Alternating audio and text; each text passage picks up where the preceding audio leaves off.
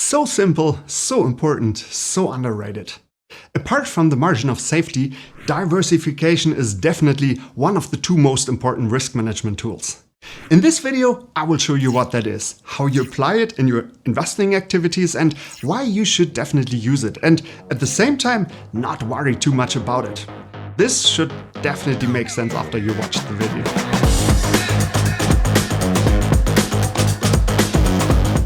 Hi, my name is Till and this is the channel that shows you how to invest intelligently and easily and how you build up a fortune also as an ordinary person with a normal job. Diversification means that you're decreasing your investment risk by spreading your money over several individual investments. This way, an unexpected development of one of the investments will have a smaller effect on your overall performance. If you would put all of your money into one investment and something goes wrong with that investment, there would be immediately a huge loss on your overall fortune. The problem is, the more you spread your capital, the less impact will the positive development of one of your individual investments have. Therefore, investors always try to find a balance between reducing their risk by diversifying their investments and still trying to achieve better than average returns. There are several different levels of diversification. Diversification by company. The more companies are in your portfolio, the less will the crisis of one company impact you. Diversification by industry. The more different industries are in your portfolio, the less will an industry crisis affect your portfolio. Diversification by currency. This means that you're reducing the impact of specific negative currency fluctuations, for example by investing in US dollar and euro and yen and peso, ruble, rupees, etc. Diversification by country. This is intended to reduce the risks of political or economical risks in one country. Diversification by investment class. This is one of the most underrated but at the same time most important levels of diversification. You can spread your money over different investment classes like common stocks or cash or bonds, funds or ETFs, also real estate or commodities, etc. There are more levels of diversification, but these are the major ones. What's important to remember is the less the different investments depend from each other, the better is the diversification and the lower is the risk. Diversification as part of the overall investment strategy. So, now you know what diversification is and which ways of diversification there are. But how do you apply them when you're investing real money? First of all, let's handle the question of how much diversification is good or required. As mentioned in the beginning of the video, diversification is a tool to reduce risk. But it is not the only tool you're having. Knowing your business is another highly important tool and way to reduce your risk.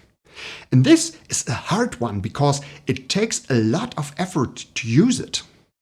The more you know about the business you intend to invest in and the higher the accuracy of your prediction of the company's future is, the lower will be your investment risk. The thing is, both risk management tools, the diversification and knowing your business, are not independent as they sort of influence each other. And this is because of the capacity of your brain. You will be able to follow a few businesses really well, read their annual reports and get your hands on every important information about them that is out there. But you will not be able to follow, for example, 100 businesses really well.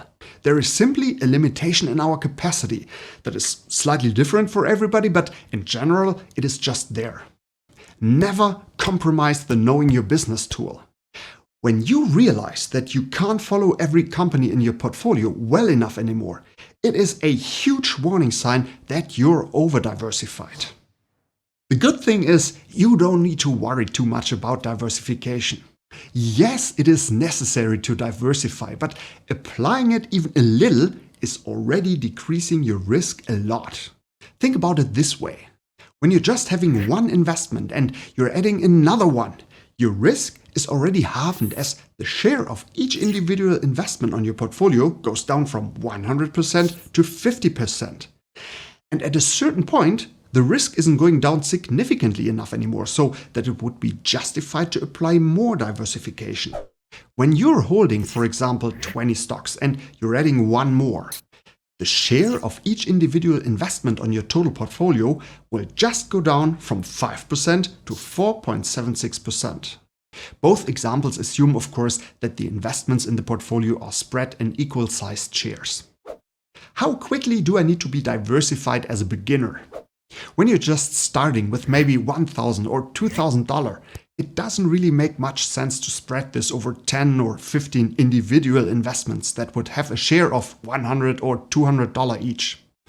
In this phase, it is way more important to learn everything about a company and to try to understand them really well.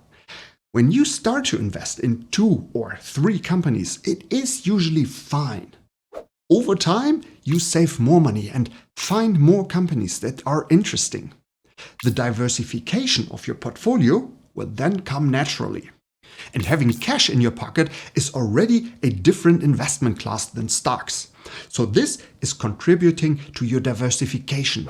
My personal opinion is that having 1 or 2 different businesses continuously is definitely too little diversification. And 20 investments are, at least at the current stage of my life, too much. I think that a figure between maybe 5 to 10 different businesses is probably ideal. If there's one day a bit more time available, maybe even a quantity of a bit more than 10 individual businesses is doable. If you liked the video, it would be really helpful if you'd give it a thumbs up. And if you found this interesting, here's another one from my channel that you might also like. See you in the next one.